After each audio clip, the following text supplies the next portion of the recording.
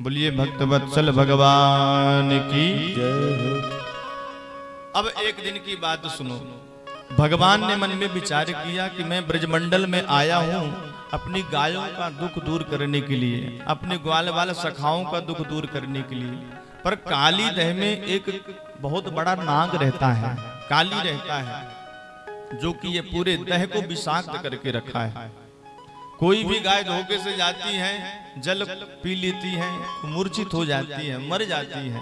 कोई पक्षी भी उड़ करके जाता है, वो भी गिर जाता है, मर जाता है। भगवान ने सोचा इस दुष्ट को बाहर निकालना ही पड़ेगा, लेकिन कैसे?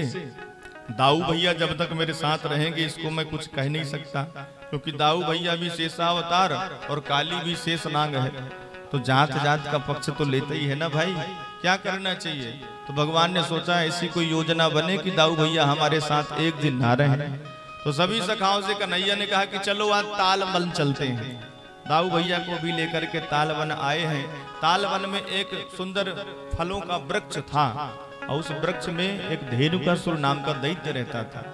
सभी सखाओं ने कहा कि दाऊ भैया इस वृक्ष में देखो तो कितने सुंदर सुंदर मीठे मीठे फल लगे हुए हैं, अरे दिखाओ तो आप अपने बाहुओं का कमाल। दाऊ भैया ने कहा चलो ले। दाऊ भैया ने वृक्ष को हिलाया, सारे बंद बंद करके फल गिरे और सब सखा उन फलों को लेकर के पोटली में बांधने लग गए। इतने में धेनुकासुर आया और दाऊ भैया को दुलत्ती लगाने का प्रयास किया। दाऊ भैया उठाए और उसको घुमा करके धरती पर पटक दिए। बोलिए दुष्ट निकंदन भगवान की जय। धेनुकासुर का वध कर दिया। सभी सखाओं ने दाऊ भैया की बड़ी बड़ाई की। वाह भैया आज आपने बहुत बड़ा काम किया भाई, अरे आपने धेनुकासुर दैत्य को मार दिया। और जय जयकार करते हुए दाऊ भैया की सब अपने घर को आए। यशोदा मैया कहने लगी भैया आज दाऊ की क्यों तुम लोग जय जयकार कर रहे हो? अब दाऊ भैया फूले नहीं समा रहे हैं कि हमने आज धेनुकासुर को मारा है। मैया बार बार पूछ रही है सखाओं से क्या कर दिया है आज दाऊ ने, ऐसा कौन सा बड़ा काम कर दिया जो जो जय जयकार कर रहे हो? कन्हैया ने कहा मैया कुछ नहीं किया, एक गधा मार दिया इन्होंने। अब तो दाऊ भैया सब सखा हंसने लग गए, यशोदा मैया भी हंसने लग गई। अरे दाऊ तू गधा मार दिया? दाऊ भैया तो लाल पीले पड़ गए। मैया ये कन्हैया को देख, मैं इतने बड़े राक्षस को मारा और ये कह रहा गधा मार दिया। आज के बाद मैं इसके साथ नहीं रहूंगा, ये हमेशा मेरे को खिजाता रहता है, चिढ़ाता रहता है, मैं नहीं रहूंगा। आज से इसकी मंडली अलग, मेरी मंडली अलग। भगवान यही चाहते थे। मैया यशोदा कहती है अरे दाऊ नाराज ना हो, और तू कल बिल्कुल इन लोगों के साथ में मत जाना। क्यों? क्योंकि कल तेरा जन्मदिन है, गोपियां आएंगी, तेरी बलैया लेगी, तेरे को चंदन लगाएंगी, तू घर ही में रहना, तो बिल्कुल कल न जाना। भगवान को मिल गया मौका, और भगवान मौका पा करके और कुछ दो चार सखाओं को साथ लेकर के काली दह में पहुंच गए कंदुक क्रीड़ा करने के लिए। भागवत में तो ऐसा वर्णन नहीं है, लेकिन शास्त्रों में पुराणों में वर्णन आता है कि कंदुक क्रीड़ा भगवान खेलने लग गए। श्री दामा ने सुंदर एक गेंद बनाई रेशम की और भगवान ने एक चंदन का बल्ला, और शुरू हो गया क्रिकेट मैच। काली दह पे खेलने लग गए। खेलते खेलते अचानक भगवान ने एक शॉट मारा और जा करके गेंद गिर गई सीधे काली दह। श्री दामा ने कहा कन्हैया तू हमारी गेंद जान के काली दह में गिराई, हमारी गेंद ला करके तो हम कुछ नहीं जानते। कन्हैया ने कहा कि भैया ये अब गेंद तुम्हारी कैसे आएगी, काली दह में काली नाग रहता है, मैं जाऊंगा तो वापस थोड़ी आ पाऊंगा। श्री दामा ने कहा मैं कुछ नहीं जानता, मुझे तो अब गेंद चाहिए मेरी, ला करके दो। भगवान ने ही ऐसी भूमिका बना दी, जिद कर लिया श्री दामा। सखा भी समझाने लग गए। श्री दामा ने कहा देख तू बड़े राजा का बेटा है, हम गरीब ब्राह्मण, एक एक रुपए जोड़ करके मेले में हमने गेंद खरीदी थी, तुमने पानी में डाल दी, हम नहीं जानते, हमको गेंद ला करके दो। कन्हैया ने कहा ठीक है भैया अभी हम ला करके देते हैं। कन्हैया कदम पर जाकर के चढ़ गए और जैसे ही यमुना में कूदने लग गए, सभी सखाओं ने एक साथ आवाज लगाई अरे कन्हैया हमको नहीं चाहिए गेंद, तो नीचे आया भैया हमको नहीं चाहिए। कन्हैया ने कहा ना अब तो मैं लेकर के ही आऊंगा। और जो कन्हैया ने काली हृद में छलांग लगाई तो एक ब्रजवासी दौड़ करके जा करके मैया यशोदा से बताया मैया मैया तेरा लाला काली दह में कूद गया। अब मैया की हालत बिगड़ गई, पूरे ब्रजमंडल की हालत बिगड़ गई कि कन्हैया काली दह में कूद गया। अबाल वृद्ध वनिता सर्वेंग पशुव्रतया निर्जग मुर्गो कुला दीना कृष्ण दर्शन लाल। मैया यशोदा रोने लग गई छाती पीट पीट करके। अरे मेरा कन्हैया कहा करता था कि मैया इस काली नाग को मैं काली देह से निकाल करके फेंक दूंगा। दाऊ तू आज कन्हैया के साथ क्यों नहीं गया, क्यों अकेले छोड़ दिया उसको?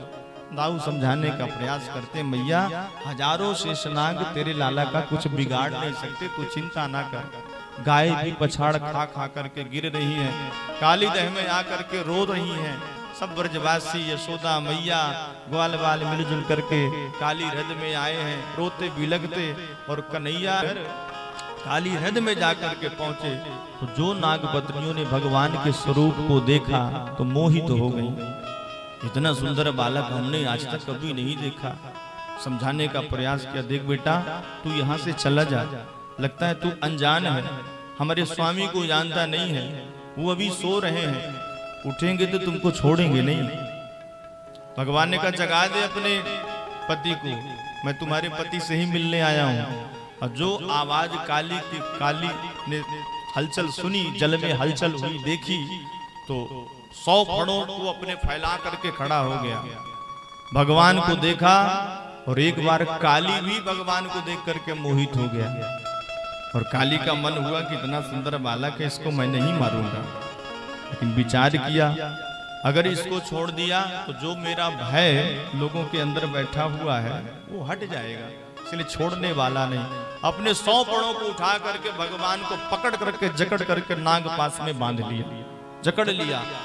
भगवान शरीर फुलाना शुरू किए और शरीर फुला करके नागपाश के चंगुल से छुड़ करके भगवान उसके मस्तक पर आकर के तांडव नृत्य करने लग गए। और सूरदास जी महाराज सुंदर चित्रण कर रहे हैं, सभी देवता अंबर से पुष्प बरसा रहे हैं, भगवान ताता थैया करके नृत्य कर रहे हैं काली की फनाली पर। आप लोग भी दर्शन करें।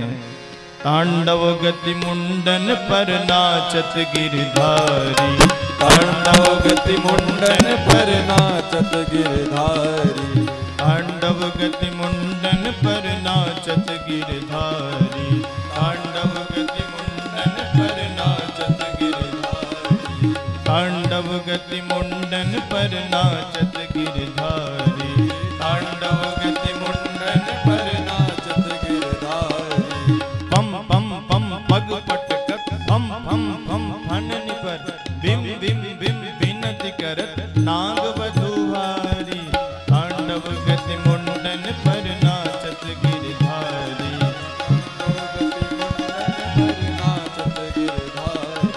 ससिक ससिक सनकादिक नन्नन नन नारद मुनि मम मम मम महादेव बम बम बम बलिहारी, तांडव गति मुंडन पर नाचत गिरधारी, तांडव गति मुंडन पर नाचत गिरधारी।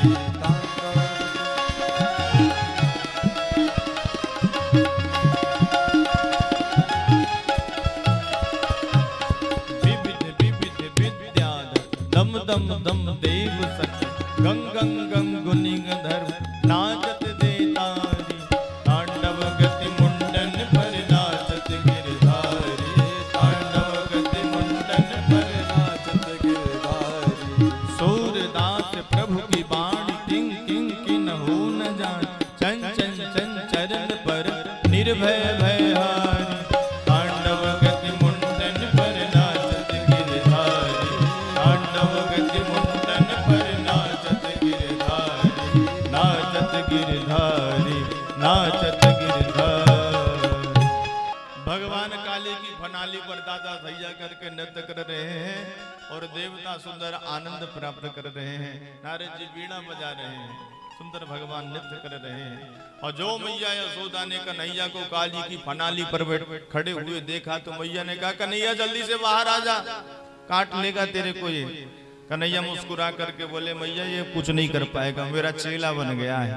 अब मैया भगवान ठुमका दे करके नृत्य कर रहे हैं।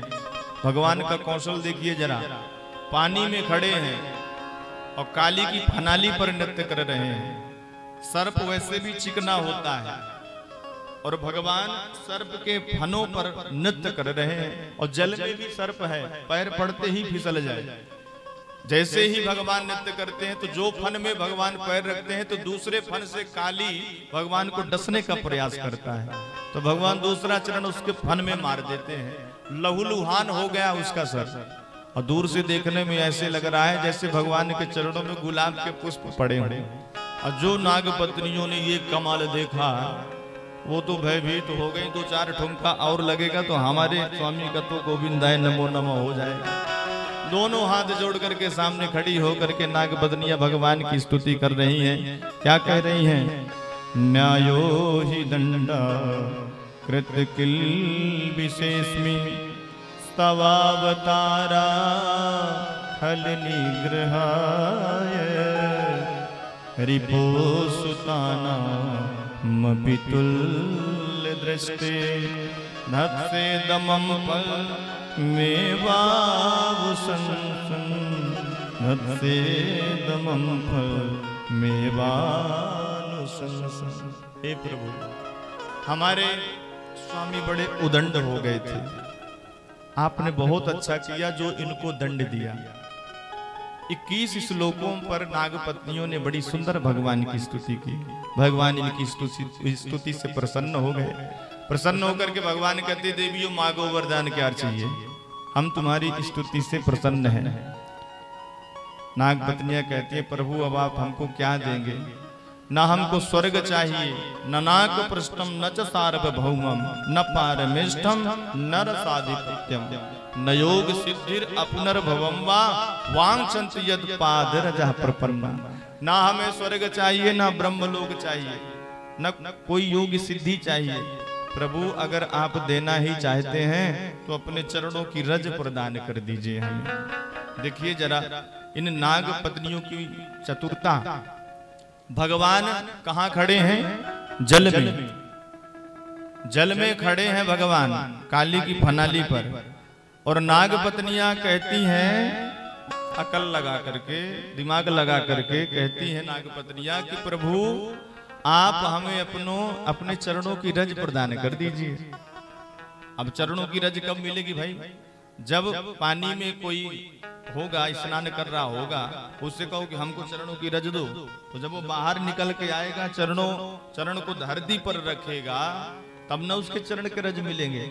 तो मानो डायरेक्ट नहीं, इनडायरेक्टली कह रही है नागपत्नियां कि प्रभु अब हमारे स्वामी को आप छोड़ दो, क्षमा कर दो, अब बाहर निकल आओ। और जब भगवान ने कहा ठीक है हम छोड़ रहे हैं, तो अंतिम में तो नागपत्नियों ने यह भी कह दिया कि पति प्राणा प्रदीयताम, प्रभु हमें कुछ नहीं चाहिए, आप हमारे पति के प्राणों को ही छोड़ दीजिए, यही वरदान चाहिए। भगवान ने कहा चलो ठीक है देवियों, छोड़ देता हूँ।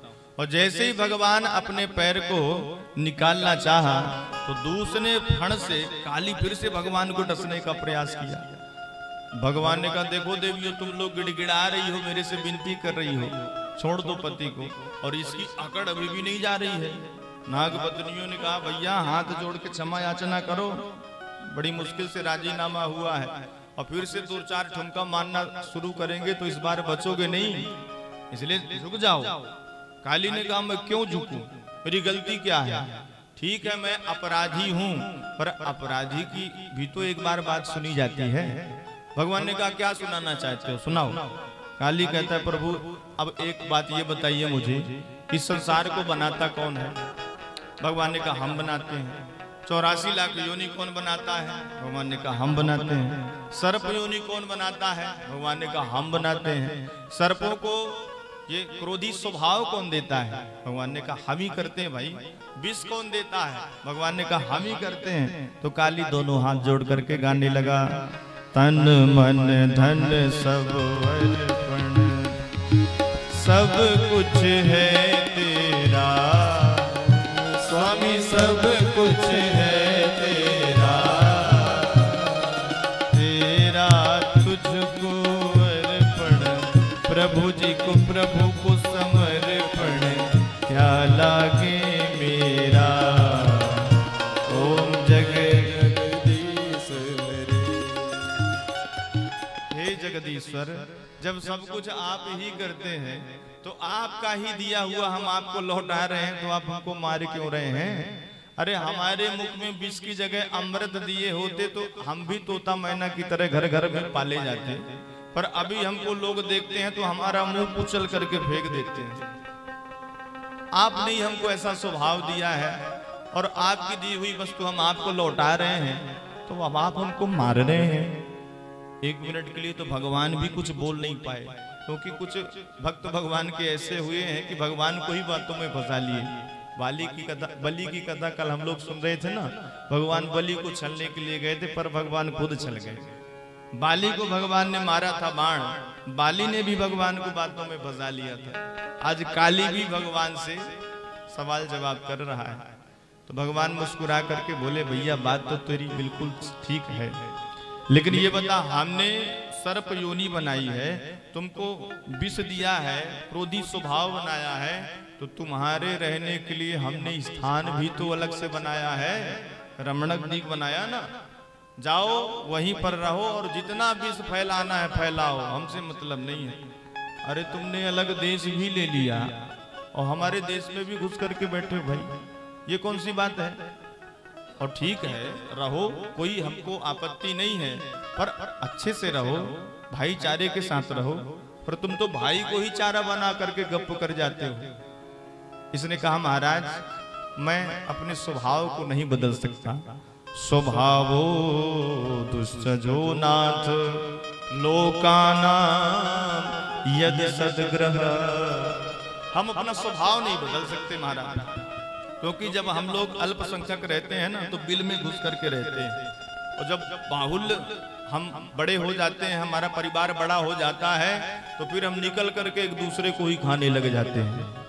इसलिए हमारा स्वभाव ही है कट्टर स्वभाव, क्या करें स्वभाव को बदल नहीं सकते हम। तो भगवान ने कहा स्वभाव को नहीं बदल सकते तो निकल जाओ यहाँ से। कहाँ जाऊं महाराज? जाओ रमणक द्वीप में जाओ, अपना अलग देश जो लिए हो वहीं पर रहो जा करके, और जितना जहर फैलाना हो बढ़िया आनंद से फैलाना, हम तुमको कुछ नहीं बोलेंगे। महाराज वहाँ आपका जो गरुड़ रहता है ना, वो हमको दिन रात सताता रहता है, इसलिए वहां भी नहीं हम सुरक्षित नहीं है। भगवान ने कहा कोई बात नहीं, अब तुम्हारे मस्तक पर हमारे चरण चिन्ह पड़ गए हैं, गरुड़ जी अब तुमको कुछ नहीं बोलेंगे। काली अपने परिवार सहित निकल करके रमणक द्वीप पर चला गया। इस प्रकार से भगवान ने काली का उद्धार किया। बोलिए भक्तवत्सल भगवान की जय।